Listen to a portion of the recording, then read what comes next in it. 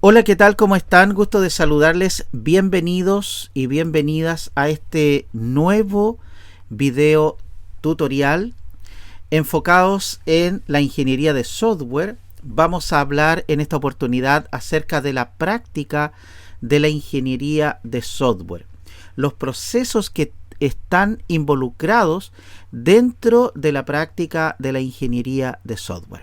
Recuerden que estamos justamente basados en el libro Ingeniería de Software, un enfoque práctico del autor Roger Pressman, cuyos contenidos estamos compartiendo aquí para que ustedes también puedan tener acceso a esta información. Por supuesto que también pueden leer este libro en internet, pueden adquirirlo en alguna librería del ramo, pero aquí les ayudamos a comprender un poquito más acerca de la ingeniería de software, que es un elemento muy importante para el desarrollo de las aplicaciones. ¿A qué nos referimos nosotros cuando hablamos de práctica? Básicamente nosotros tenemos algunos procesos que son súper importantes para la práctica de la ingeniería. El primer aspecto que nosotros podemos tomar en cuenta tiene que ver con, por ejemplo, el entendimiento del problema. El entender el problema con lo relacionado con la comunicación y el análisis del problema. También está y tenemos el tema de la planeación, que es otra práctica de la ingeniería del software relacionado justamente con el modelado y el diseño del sistema. Tenemos una tercera práctica que es la ejecución, básicamente referida a la generación o a la codificación del software en un lenguaje determinado. Y por último, las pruebas, que básicamente buscan examinar el resultado, probar y asegurar la calidad. Como ustedes pueden ver, la esencia de la práctica de la ingeniería del software está orientada a satisfacer estas 4 etapas, podríamos decir, que pueden ser perfectamente gestionadas a través de algún método de proceso. Bueno, partamos por la primera práctica, el entendimiento del problema. A veces, como es común admitir, o podríamos decir también un poco difícil de admitir, es que muchas veces nosotros estamos adoptando una actitud de un orgullo desmedido, en el sentido de que cuando tenemos un problema, muchas veces no escuchamos lo suficiente, y normalmente decimos, claro, lo entiendo, no se preocupe, lo vamos a resolver. Pero la verdad es que muchas veces nosotros no entendemos fácilmente cuál es el problema y por lo tanto debemos dedicar un buen poco de tiempo o un buen tiempo a responder algunas preguntas que están relacionadas con estos elementos que yo menciono aquí y que el autor, por supuesto, Roger Pressman, señala. El tema de quiénes participan, ¿quiénes tienen que ver con la solución del problema? Es decir, ¿quiénes participan? Es importante identificar este tema, mis queridos amigos y amigas, porque si nosotros no identificamos a los actores, a los usuarios o a quienes tienen el interés de que el sistema funcione, lo más probable es que nos equivoquemos en muchos aspectos. Otra pregunta es, ¿cuáles son las incógnitas? ¿Cuáles son los datos? ¿Cuáles son las funciones, las características que se requieren para resolver el problema de manera apropiada? Siempre en un problema tendremos cosas que no conocemos y por lo tanto nuestro deber es investigarlas de manera apropiada. Otro aspecto es el fraccionamiento. ¿A qué nos referimos con eso? La pregunta es, ¿puede dividirse o fraccionarse el problema? Todos sabemos esa vieja declaración que dice, divide y vencerás, ¿verdad? Bueno, tenemos que saber entonces dónde puede fraccionarse el problema o en cuántas fracciones. ¿Es posible representar este problema en pequeños problemas? Es decir, ¿podemos nosotros subdividir el problema y representarlo en pequeños o subproblemas? Una buena pregunta, porque siempre es más fácil resolver las cosas poco a poco, de manera progresiva, pero para eso tenemos que saber cómo vamos a fraccionar o cómo vamos a dividir esa problemática. Y por último, en esta parte del entendimiento del problema tenemos la representación gráfica.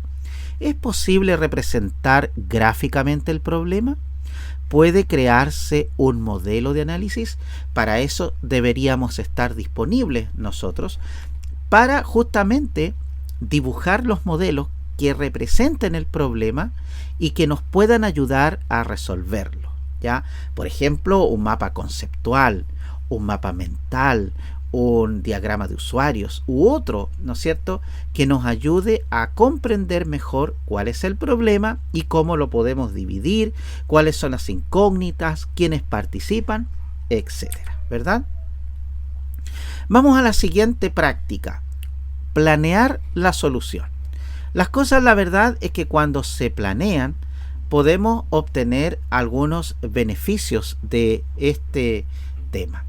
Una pregunta que debemos hacer es si es que existen problemas similares que probablemente nosotros hayamos resuelto antes en situaciones similares, ¿ya? ¿Hay algún patrón que se reconozca en alguna solución potencial? A veces nosotros nos concentramos demasiado en nosotros mismos y en nuestras capacidades para resolver un problema. Pero muchas veces, estimados y estimadas, la solución puede estar ya desarrollada en otro lugar. Y en ese caso, como buenos ingenieros, tenemos que aprender a investigar esas soluciones. ¿Hay algún software que ya exista que implemente esos datos, esas funciones y esas características que necesitamos? Eso es lo que hay que investigar para establecer patrones que se parezcan, ¿verdad?, que nos ayuden a planear de mejor manera la solución. Veamos entonces la experiencia y la reusabilidad. La pregunta es: ¿ha resuelto usted un problema parecido o similar? Si es así, ¿son reutilizables los elementos de la solución? Es decir, si yo he podido trabajar en otra problemática semejante o he podido desarrollar una solución parecida, quizás esa experiencia me pueda ayudar a reutilizar algunos componentes que ya he utilizado en otra oportunidad, ¿ya? Y todo ese análisis tenemos que hacerlo para planear la solución. Sigamos adelante. El fraccionamiento, digo nuevamente. ¿Pueden definirse problemas más pequeños? Ya, para planear la solución, ¿podemos subdividir el problema en pequeños problemas? Si así fuera, ¿hay soluciones evidentes para estos? La mejor práctica para desarrollar, ¿no es cierto?, esta parte es justamente tratar de dividir la problemática en pequeños problemas. Eso es quizás una de las mejores prácticas que nosotros podríamos utilizar. Y luego el modelado del diseño. ¿Es capaz de representar una solución en una forma que lleve a su implementación eficaz? ¿Es posible crear un modelo del diseño? Hay en la ingeniería de software diversas herramientas que permiten modelar una solución o modelar el diseño de la solución. Podemos hacer mockups, podemos hacer diagramas de distinto tipo, quizás del tipo UML, o podríamos hacer otro tipo de diagrama, por ejemplo un diagrama de procesos de negocio que nos ayude a reconocer los procesos de negocio del problema que tenemos, ¿no es cierto?, identificando también de por medio a los actores que participan, las incógnitas, y ver si podemos orquestar diferentes procesos e identificar esos pequeños problemas que quizás nos ayuden a resolver finalmente el problema principal. Bien, vamos a la tercera práctica, que es ejecutar el plan. La ejecución del plan tiene que ver, ¿no es cierto?, como cuando nosotros creamos alguna estructura. Cuando se construye un edificio o una casa, ¿verdad? Normalmente quienes construyen esa propiedad o esa estructura lo hacen en base a planos, ¿verdad? Y si la estructura es muy compleja, por ejemplo un edificio de 20 pisos, probablemente haya planos de distintos elementos de la edificación. Por ejemplo, puede haber un plano eléctrico, un plano del alcantarillado, quizás hay un plano, ¿no es cierto?, para otras soluciones de ese edificio, qué sé yo, dónde van a tirar los cables de la televisión o la calefacción, si es que existe, ¿verdad? Y así podemos determinar un montón de elementos que necesitan de un modelado en cuanto al diseño. Entonces, cuando ya tenemos ese plano, podríamos construir de manera más organizada la solución. En el caso del software, hay herramientas que permiten principalmente ayudarnos a construir esas soluciones. Y la pregunta que viene a continuación es, ¿se ajusta la solución al plan?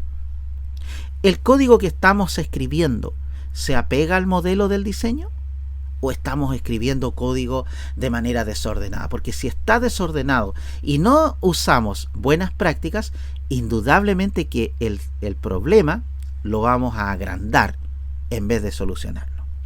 Otro elemento de la ejecución del plan es la verificación de la solución. En el fondo, lo que tenemos que hacer es probar de manera unitaria, quizás módulo por módulo, si lo que estamos, ¿no es cierto?, desarrollando se ajusta a la solución, es lo apropiado.